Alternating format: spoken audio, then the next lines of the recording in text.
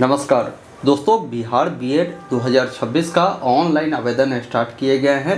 लेकिन बहुत सारे लोग बिहार बीएड का नोटिफिकेशन के बारे में जानना चाहते हैं, क्योंकि इसका डिटेल नोटिफिकेशन आ चुका है। मैंने ऑनलाइन फॉर्म कैसे भरना है उसका वीडियो आपको बनाकर बता दिया है। आप चैनल पर जाकर फॉर्म भरना देख सकते हैं, सीख सकते हैं। लेकिन इस वीडियो में मैं आपको नोटिफिकेशन के ऊपर में पूरी डिटेल जानकारी बताऊँगा कि जो नोटिफिकेशन जारी किए गए हैं इसमें क्या आपकी सिलेबस है, कैसे इसमें चयन प्रक्रिया आपकी होगी, कितने नंबर पर पास आप होंगे, कितने नंबर पर आप फेल हो जाएंगे, सारी चीज़ें इस वीडियो में बताई जाएगी। तो मैं कहूँगा फॉर्म अप्लाई करने से पहले ये वीडियो देखिए, या फॉर्म अप्लाई कर भी दिए हैं फिर भी ये वीडियो आप देखिए। बहुत सारी जानकारी आपको इस वीडियो से मिलने वाली है। वीडियो अगर आपको पसंद आता हो तो आपसे निवेदन है कि वीडियो को लाइक कर दीजिए, और चैनल पर नए हैं तो सब्सक्राइब जरूर कीजिए। इस प्रकार की जो भी अपडेट होगा ना, आपको आगे भी मिलता रहेगा। फिलहाल मैं अपने स्क्रीन पर चलता हूँ, नोटिफिकेशन के जरिए पूरी डिटेल जानकारी बताता हूँ। अभी आप देख पा रहे होंगे बिहार बीएड के मैं ऑफिशियल वेबसाइट पर हूं, और यहीं से आप सभी का ऑनलाइन आवेदन स्टार्ट किए गए हैं। नीचे आएंगे ना तो यहां पर दो इन्होंने नोटिस दिया है। एक तो आपको जो है डॉक्यूमेंट को लेकर दिया है कि ऑनलाइन अप्लाई जब भी करते हैं तो इसका गाइडलाइन देख लीजिए, डॉक्यूमेंट के रूप में क्या क्या देना है वो मैं आपको क्लियर कर देता हूं। फिर इसका एक प्रोस्पेक्टस दिया गया जिसमें कंप्लीट जानकारी बताई गई है। सबसे पहला चीज़ है साथियों कि अगर आप ऑनलाइन आवेदन करते हैं ना तो उसमें आपको एक ईमेल आईडी देना होगा, और ईमेल वैसा दे जो एक्टिव हो, उस पर ओटीपी जाता है उसको वेरीफाई करना होता है।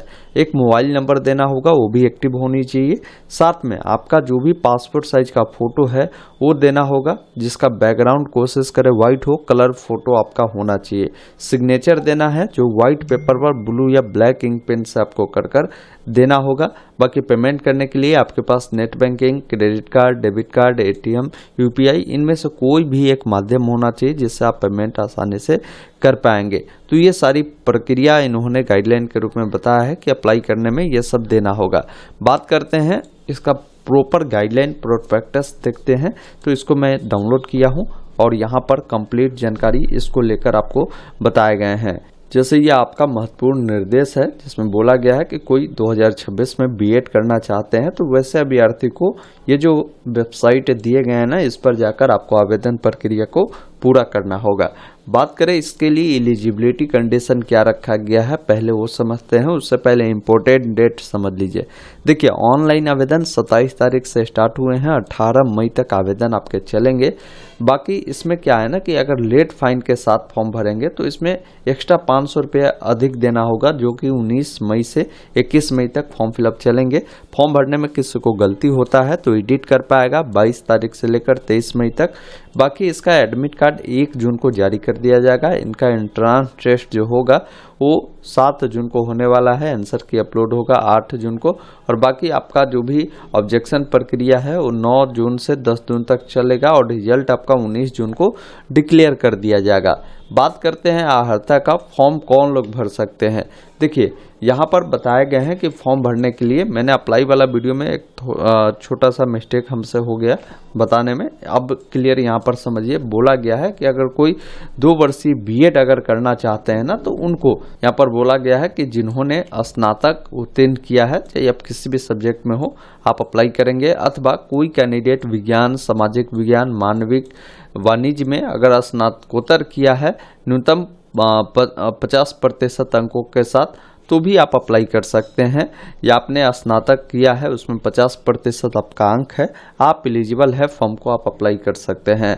कोई लोग विज्ञान एवं गणित में विशेषज्ञता के साथ इंजीनियरिंग में, जैसे बीटेक जो होता है ना, वो अगर आपने किया है 55% अंकों के साथ, तो भी आप एलिजिबल है, आप अप्लाई कर सकते हैं। इसमें एक और कंडीशन होता है, ये जो 50% अंक होता है ना, ये जनरल वाले कैंडिडेट के लिए होता है। कोई कैंडिडेट एससी है, एसटी है, इसके अलावा दिव्यांग है, ओबीसी वाले हैं, इन सबको 5% छूट मिलता है। तो अगर 45% भी है तो भी फॉर्म को आप भर सकते हैं, ये ध्यान रखिएगा। बाकी बात करते हैं इसमें और जो कंडीशन है उसको लेकर, क्योंकि जब अप्लाई करेंगे ना तो 2 प्रकार से पूछेगा कि आप बीएड के लिए अप्लाई करना चाहते हैं या शिक्षा शास्त्री के लिए।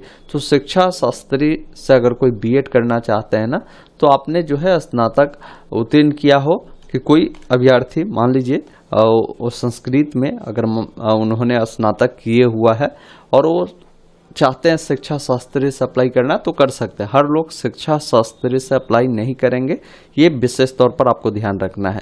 एक चीज़ और ध्यान रखिए, इसमें बोला गया है कि मान लीजिए जो बच्चे अगर स्नातक में उनका नंबर कम है, मान लीजिए 50% नहीं है, लेकिन उनको जो है उन्होंने पीजी भी कर रखा है, उसमें उनका 50% अंक है तो भी एलिजिबल है, ये ध्यान रखेगा। यहाँ पर अथवा में ये लाइन इन्होंने क्लियर लिख दिया है कि अगर आपने स्नातकोत्तर में भी अगर न्यूनतम 50% अंक प्राप्त किया है तो भी आप एलिजिबल है, आप अप्लाई कर सकते हैं। तो ये क्वालिफिकेशन को लेकर जो आपके डाउट थे वो क्लियर हो चुके होंगे। बाकी इस बार पूरे बिहार में कई जगह पर जो है परीक्षा केंद्र बनाए गए हैं, जैसे आरा में भी एक केंद्र है, भोजपुर में 2 केंद्र है, छपरा में 3 केंद्र है, दरभंगा में 4 केंद्र है, गया में 5 केंद्र है, हाजीपुर में जो है 6 केंद्र है, मधेपुरा में 7 केंद्र है, मुंगेर में 8 केंद्र है, मुजफ्फरपुर में 9 केंद्र है, पटना में 10 है और पूर्णिया में 11 केंद्र है। तो इन केंद्रों पर आपकी जो परीक्षाएं हैं वो होनी हैं। बात करते हैं परीक्षा जो आपकी होगी उसका पैटर्न क्या होगा। तो देखिए इसमें बोला गया है कि जो परीक्षा होगी ना, इसके लिए आपको 2 घंटे का समय दिया जाएगा, जिसमें 120 प्रश्न जो है पूछे जाएंगे, जिसके लिए आपको 4 विकल्प रहेंगे, यानी ऑब्जेक्टिव जो प्रश्न है ना वो आपके होने वाले हैं। और इसमें जो एग्जाम आपके होंगे OMR सीट पर ही होंगे, ऑनलाइन आपके जो एग्जाम है वो नहीं होगा, ये विशेष तौर पर ध्यान रखिए। अब किस टॉपिक से प्रश्न आएंगे वो भी समझ लीजिए। जैसे जनरल इंग्लिश से जो है आपके 15 प्रश्न 15 मार्क्स के होंगे। वही कोई लोग अगर शिक्षा शास्त्री से अगर बीएड करते हैं तो उनको यहाँ से इंग्लिश से प्रश्न नहीं मिलेंगे, उनको ये 15 प्रश्न जो है शिक्षा शास्त्री से यानी जनरल संस्कृत से जो है उनको मिलेंगे, ये 15 नंबर का हो जाएगा। जनरल हिंदी से जो है 15 नंबर का प्रश्न पूछे जाएंगे। इसके अलावा रीजनिंग से 25 प्रश्न 25 मार्क्स के पूछे जाएंगे। जनरल अवेयरनेस से 40 प्रश्न 40 मार्क्स के पूछे जाएंगे। Teaching learning environment in school से 25 प्रश्न 25 मार्क्स के आपके पूछे जाएंगे। तो यही आपका सिलेबस है, आप इसको देखकर आप अपनी तैयारी को शुरू करिए। बाकी मैं आप सभी को बताना चाहता हूँ, आप कम समय में बेहतर तैयारी करना चाहते हैं तो आपके लिए एक नोट्स मैं बता रहा हूँ, ये परीक्षा मार्ग के द्वारा बनाए गए हैं। इसमें क्या है ना कि आपको 5000 प्रश्नों का ये संग्रह आपको दिए जा रहे हैं और साथ में 5 जो PYQ का टेस्ट है ना वो भी बिल्कुल फ्री में देखने को मिलेगा। इसमें इन तमाम टॉपिक से जो प्रश्न है इसमें डाले गए हैं और अनुभवी टीचर के द्वारा इन्हें बनाया गया है। ये ध्यान रखिएगा, ये घर पर आपके नहीं जाएंगे। अगर आप इससे बाई करते हैं तो आप अपने फ़ोन में ही इससे डाउनलोड कर आप रीड करेंगे। बाकी इसे बाई करने का लिंक मैंने दे दिया डिस्क्रिप्शन बॉक्स में, कमेंट बॉक्स में भी पिन कर दिया, आप वहाँ पर क्लिक करें, बाई नाउ वाले विकल्प पर क्लिक करें। 99 रुपये इसकी कीमत है, लेकिन इसमें भी 20% का डिस्काउंट मिल जाएगा अगर आप हमारा कूपन कोड STM20 यूज करते हैं और अप्लाई करते हैं। तो देखेंगे डायरेक्ट आपको डिस्काउंट मिल गया। आप अपना first name, last name, mobile number, email ID, password डालकर पहले से ऑर्डर पर क्लिक करेंगे और इस नोट्स को डाउनलोड कर लेंगे और अपनी तैयारी को शुरू करेंगे। अब बात करते हैं इसमें पास होने के लिए कम से कम कितना नंबर लाना होगा। तो देखिए अगर आप जनरल वाले कैंडिडेट हैं ना तो कम से कम आपको जो है 42 अंक आपको लाना होगा। वही कोई SC ST BC EBC EWS वाले हैं तो इन सबको कम से कम 36 नंबर लाना होगा 120 का जो एग्ज़ाम होगा उसमें।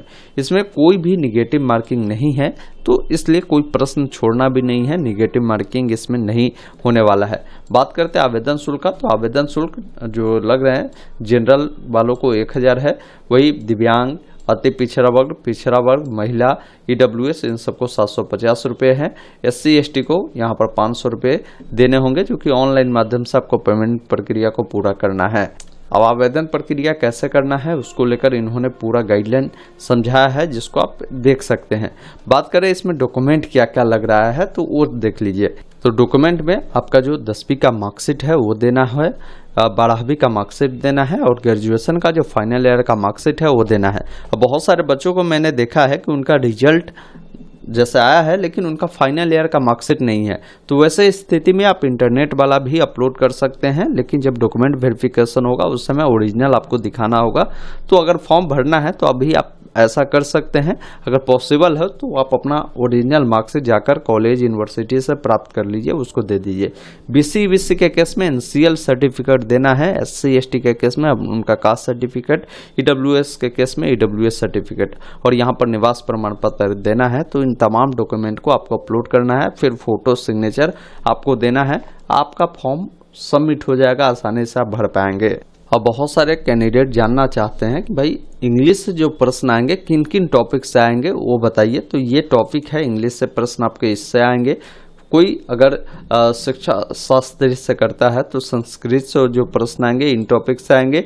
जनरल हिंदी से आपके प्रश्न जो है इन सब टॉपिक से आएंगे। रीजनिंग से आपका जो प्रश्न है इन टॉपिक से आने वाले हैं, और जनरल अवेयरनेस से इन टॉपिक से आपके प्रश्न आएंगे। इसके अलावा टीचिंग लर्निंग से जो प्रश्न आपके पूछे जाएंगे इन टॉपिक से आपके पूछे जाएंगे। तो इसको आप देखते हुए अपनी तैयारी को जो है आप शुरू करिए, और बाकी इस वीडियो को आप शेयर कर दीजिए। फॉर्म भरने का वीडियो आपको हमारे YouTube चैनल पर मिल जाएगा, इसको देखकर फॉर्म भरना आप सीख सकते हैं। धन्यवाद।